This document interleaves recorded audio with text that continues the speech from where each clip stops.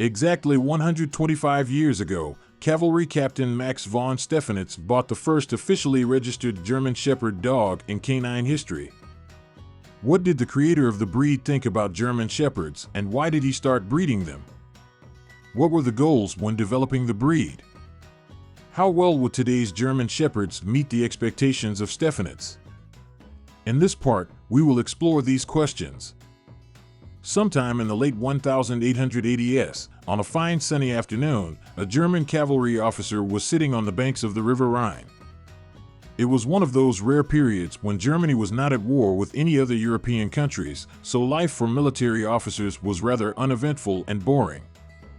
In addition, Max von Stephanitz, the German officer, was not really keen on his profession either. He decided to become a soldier on his family's request, even though he wanted to be a farmer all his life, and he had been interested in animals since his childhood. As he later recounted several times, in his boredom he watched a passing flock of sheep, herded by two shepherd dogs obeying the movements of the shepherd who was walking in the back of the flock. Stephanitz stared at the scene with fascination, as he had never seen anything like this before. He had never dealt with dogs before, and had only owned a parrot as a pet. As a soldier, he watched in amazement the scene similar to a military training ground, as the two sheepdogs controlled and herded the sheep almost like clockwork at the man's command. According to Stephanitz, it was there, that afternoon, that the decision was made and something began, which resulted in the birth of one of the aces of international dog history, the German Shepherd dog. Horrend, the very first German Shepherd.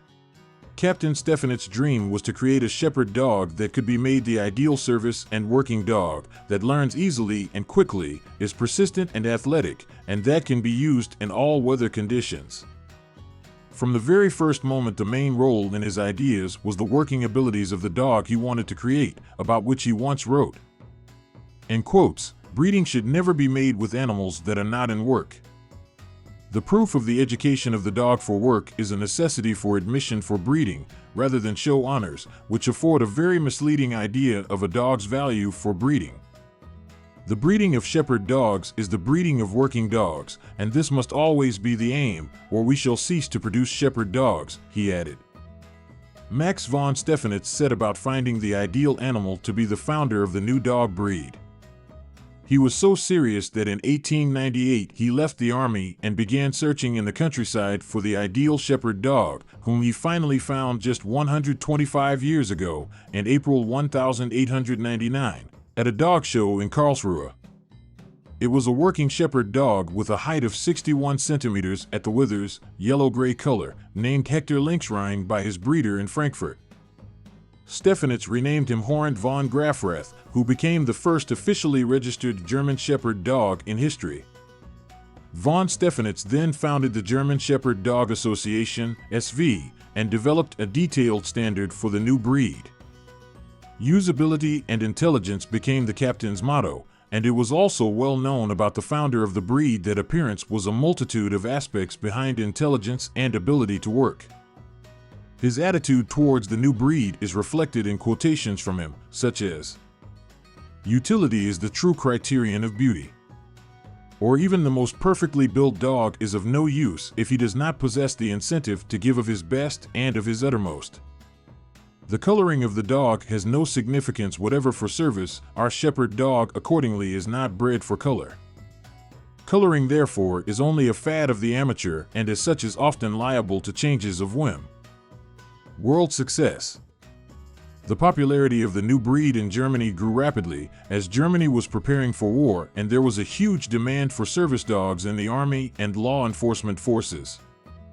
During World War I, the vast majority of dogs used by Germans were German Shepherds, so unlike other, less fortunate breeds, Stephanitz's pets became known worldwide precisely because of their role in the war. The soldiers returning home from the European front brought with them the news of incredibly intelligent dogs who almost think and work like humans. After Hollywood discovered German Shepherds for itself, for example Rin Tin Tin, who came to America from the French theater of war, there was no stopping the breed. The breed became one of the 5 most popular dog breeds all over the world and has maintained this position ever since. Max von Stephanitz supervised the directions and principles of breeding German Shepherd dogs until his death in 1936. Until his death, he stuck to the idea that he formulated to his fellow breeders in the early 30s. In quotes, "Take this trouble for me, make sure my shepherd dog remains a working dog, for I have struggled all my life long for that aim." Breeding worth and show worth are two fundamentally different things which need not have anything to do with each other, and further, a show award must never be taken as a judgment of breeding value, but only, and this too with reservations, as an opinion that a dog might possibly be suitable for breeding, he added. More than 80 years have passed since these words and intentions were formulated. Based on this, what Max von Stephanitz would think about the German Shepherd dog breeding, which nowadays is typically divided into two branches, work and show lines, is not in doubt.